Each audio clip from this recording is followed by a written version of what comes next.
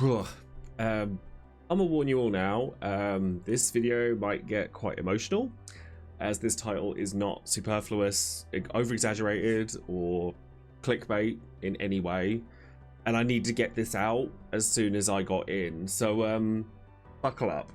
So this weekend I was fortunate enough to go to the Final Fantasy XIV Fan Festival in London, and as you may have read in the title or the thumbnail and probably gone, yeah, okay, it caused something to shift in my mentality and outlook in my career and really my life overall.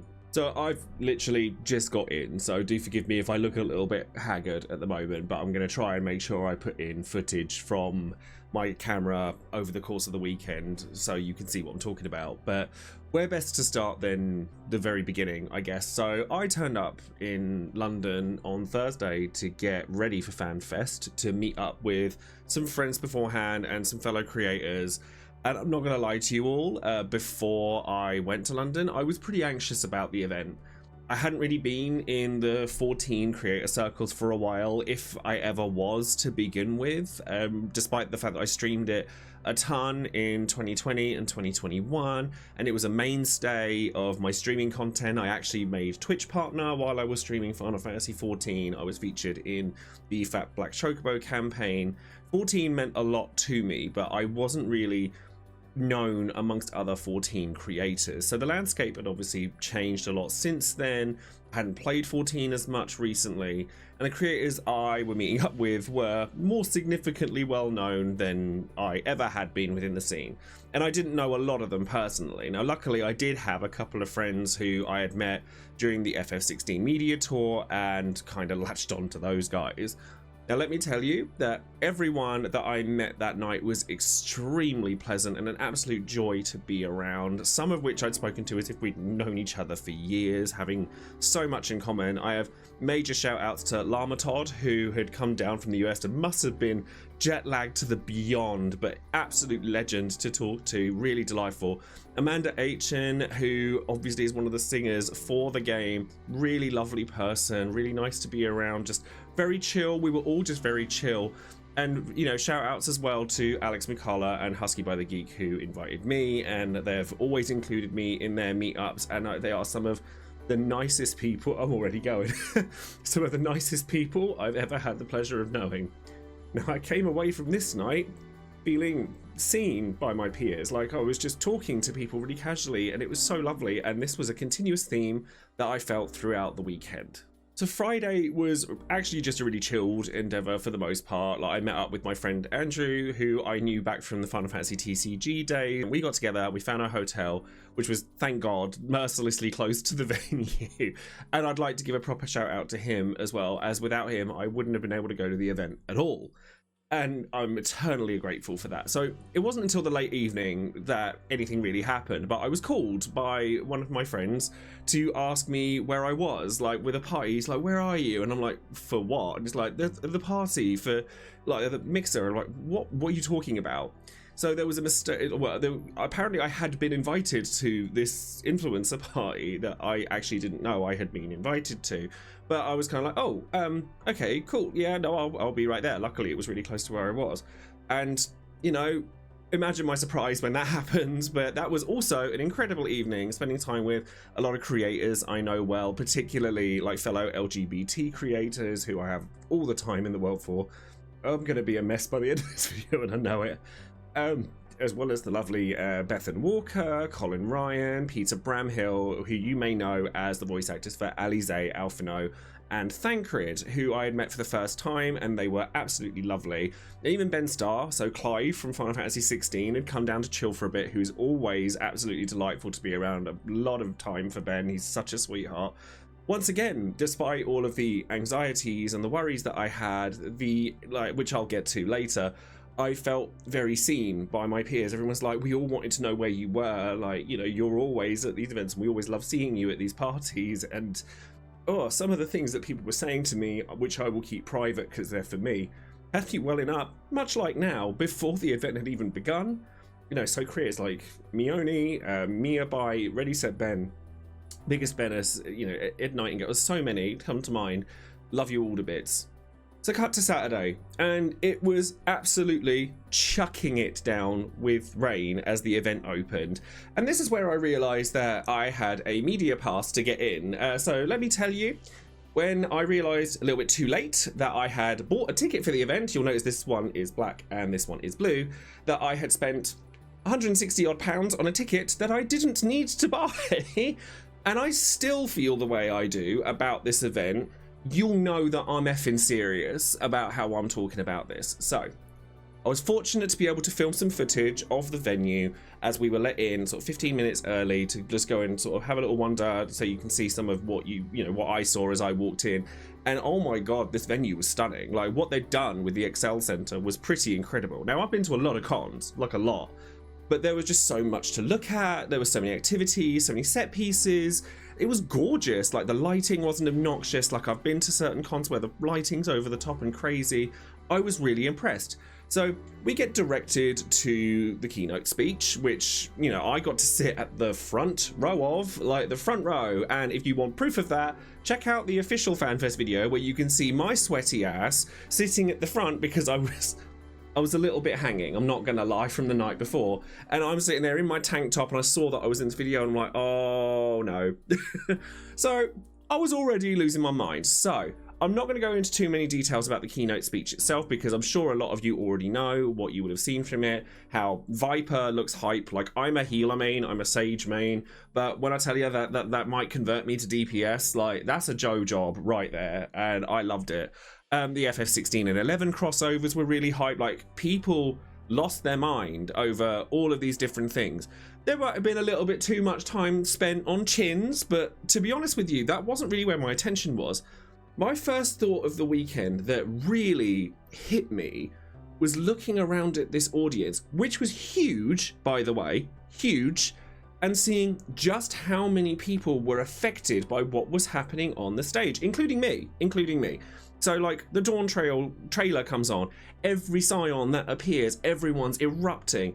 FF16, Torgal appears, the whole crowd goes freaking wild. The energy in this room was electric, and it started to make me realise quite how special this game is to people. It was so extraordinary. However, let me tell you, when I sat down and it suddenly dawned on me that Hironobu Sakaguchi himself was less than 10 feet away from me. I'm not loud, I'm not that kind of person. I was very inward about it. I lost it. Internally, I'm like, oh my god. Oh my god. Now, I'm not starstruck by nothing. I'm really not. I've met a lot of wonderful people in these industries. I'm very respected. I have a lot of respect for creative and talented people. But without this man, nothing around me, even in this room, let alone the room I was in there, would have existed. None of the games I built my online career on, played since I was 8 years old, have painted and drawn and done built so much of my life around, none of it would have existed. So the respect that I felt for both him and Yoshida-san up on the stage was really overwhelming, and I'm not ashamed to say that I welled up at this point. So the keynote speech finishes, and the rest of the day I was spent mostly exploring. I didn't really go to the merch stand not just because it was heaving to the point where they had to make it an appointment-based thing, but also because I'm broke as hell. I have no money, and I was very lucky to be able to go to the event at all, so I wasn't about to go and spend a load of money on things I can't afford. It's just not sensible. But I wanted to play some of the mini games they had. They had a Bombs Away thing in. They had sort of Limsa, Gridania, and Uldar as different sort of sections within the convention center, and each of them had activities. There was one that they had temporary tattoos, and I really wanted to get a sheet of them to bring home and then do makeup looks with them and stuff, but I couldn't get one, sadly, so I have to see if I can find another way to do that. But I also went and fought Asura in the battle challenge. We were sort of paired up with a bunch of other people who were all really lovely people. It was really fun. We were just talking about what we play, what we'd just seen with the Dawn Trail stuff, and it was just really nice. I will say, however, the one bum feeling I had over this weekend is I was kind of expecting an I Beat Asura t-shirt after we did that, because I've seen loads of them before. I actually have an I Beat Innocence one that a friend of mine sent me, and I was kind of like, oh, we didn't get one of those, but it is what it is. Oh well. And so I was like meeting up with people. Like I've met up with like some of you guys, like some of my viewers. I met up with some of my friends who I play 14 with. I met some of my old colleagues from Square Enix, which was a wonderful feeling. And I spent a lovely, delightful afternoon in Gridania drawing a picture of Y'shtola. So this would become like the second time that I got overwhelmed with emotion over the course of the weekend, because people, like, I've been drawing a lot lately. Like I've obviously not been very happy. I've been really not in a great place, but I've been drawing a lot. So I've made this book kind of into this is my Final Fantasy 14 characters, and people were like coming over and just asking me about my art and saying, like, even people who knew me as a streamer, they're like, oh, do you stream your art? And I'm like, no, not really, because it's a very personal thing. I've shared my art online before, but I've never really done anything with it because I've always been afraid of being judged for it.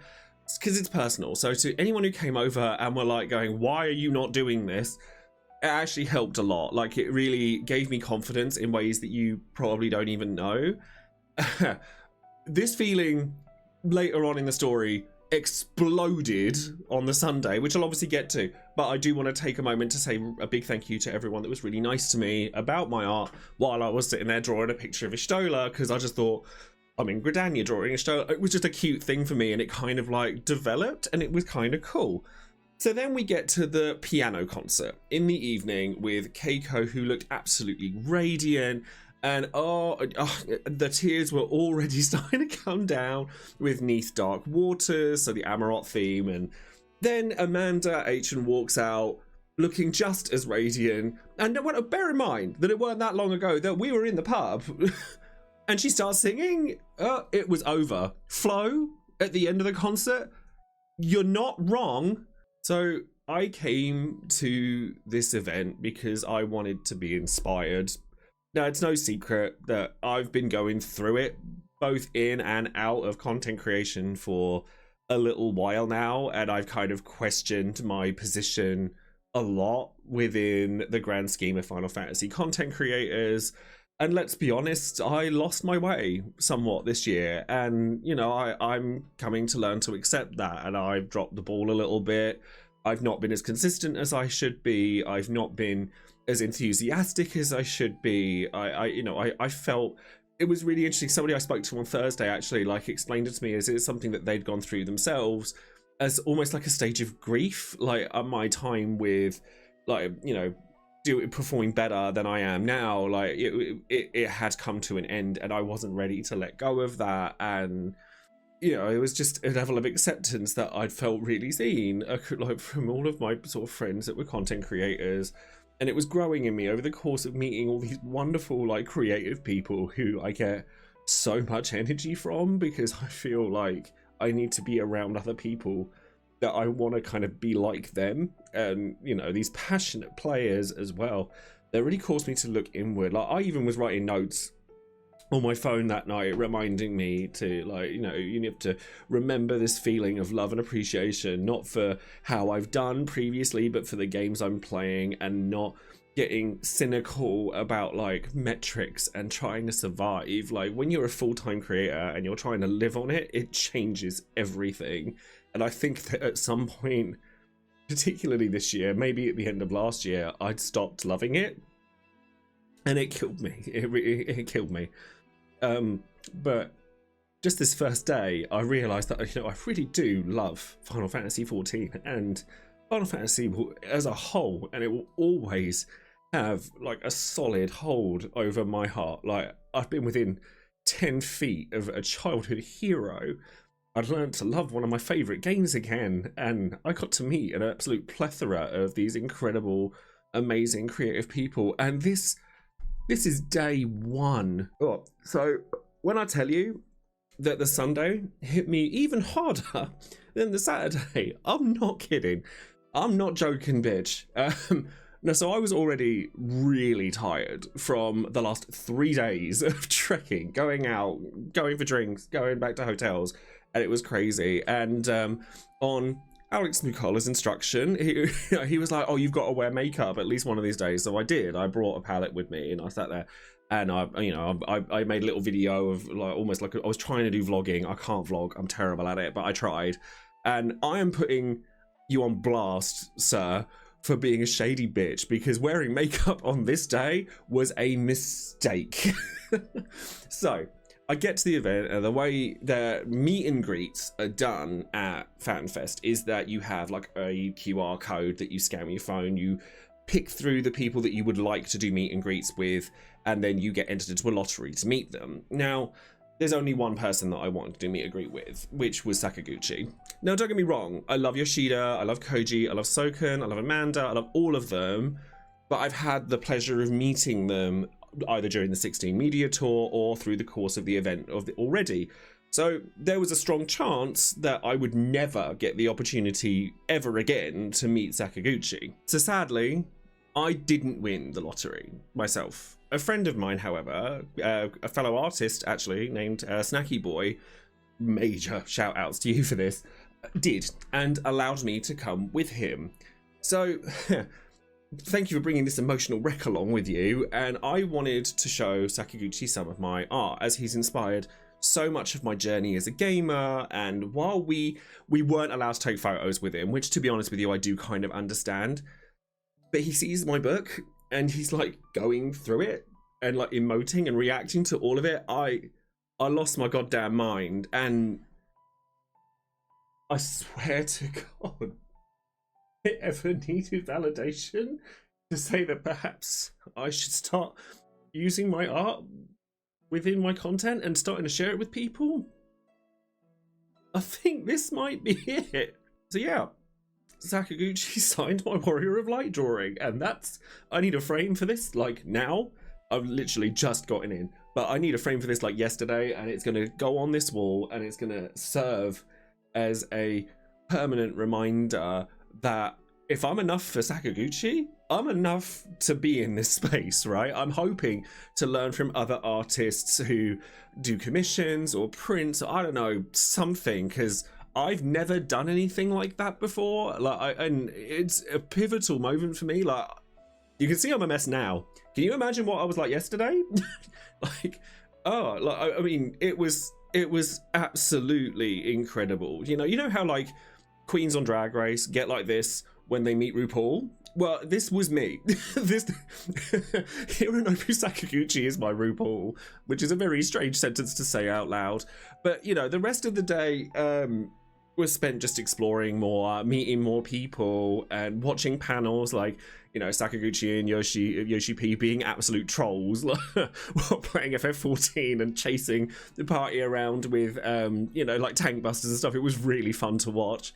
And honestly, I was also really inspired by the Crystalline Conflict tournament, where I got to meet Rook, who we've been like passing ships in the night for ages. We've spoken online a fair few times before, but she was absolutely brilliant. She looked stunning in her red suit as well. And then I also got to meet sort of Lithy and Brian Ricardo and some of the players for Crystalline Conflict.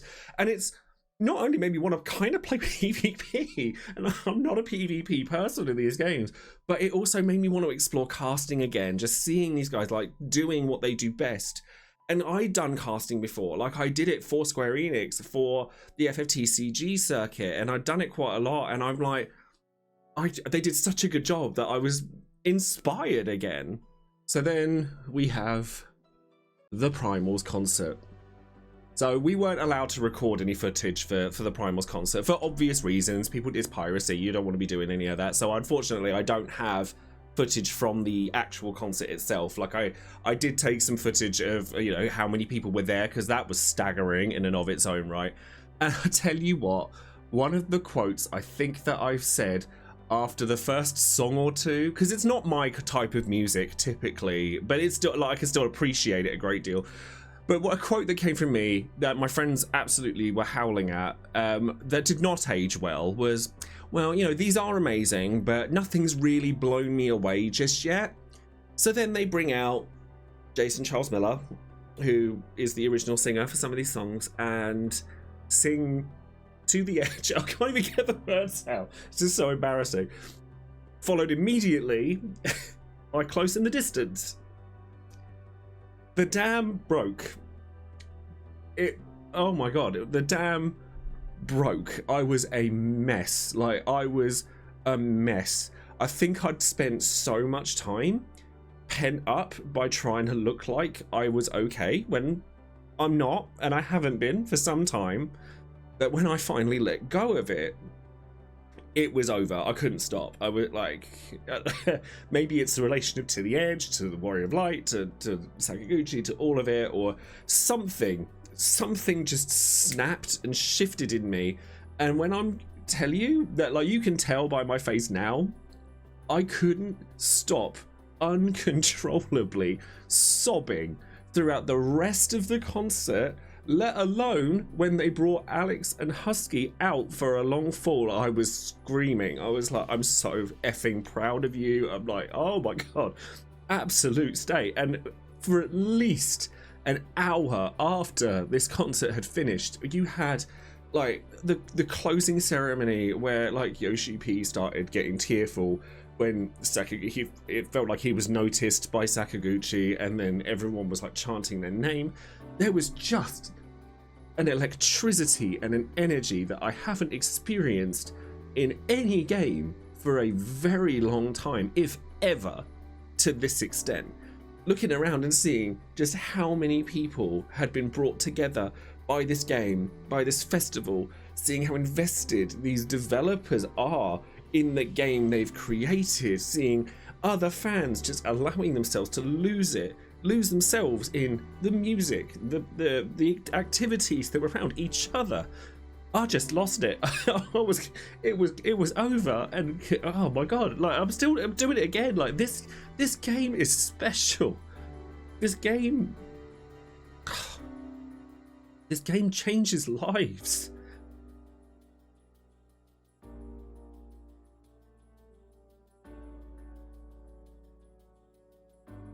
I love FF14. I love Final Fantasy. And I think that because I felt punished for that by family, by, you know, online haters, by so many different aspects. Like when I say I've been going through it this year, I'm not kidding, and I'm sorry that if emotion scares you, you shouldn't have clicked this video in the first place. I did warn you at the start. But I think I locked a major part of me away, and this festival sort of turned the key in my chilly little heart and taught me that I love these games just all over again. So I've gotten home now. I'm still a mess, to be honest. And I don't think I'll ever be able to listen to Close in the Distance again, so thank you very much for that. But I had to make this video as soon as I got in. I'm not going to sit there and tell you to click on anything. I'm not going to do that. I had to come in and I had to get this out. I had to say thank you to anyone who's watching. Thank you to Sakaguchi for inspiring me all over again as an artist, and to my friends who are artists themselves and were teaching me about, like, you know, making stickers and like sticker exchanges and stuff that I've never even like fathomed because it's always been so insular for me. Thank you to Yoshida, Soken, all of the staff for presenting this incredible weekend, and to all of my creator friends who had been so kind to me. And like, when once upon a time I thought that creators only ever wanted to hurt me, like my journey as a content creator has been really lonely for a really long time, and this year I've learned to sort of let people in a little bit, and I guess that this video is to try and let you, the viewer, in a little bit. So I guess the only thing I have left to say is thank you to Final Fantasy. You kind of gave me life.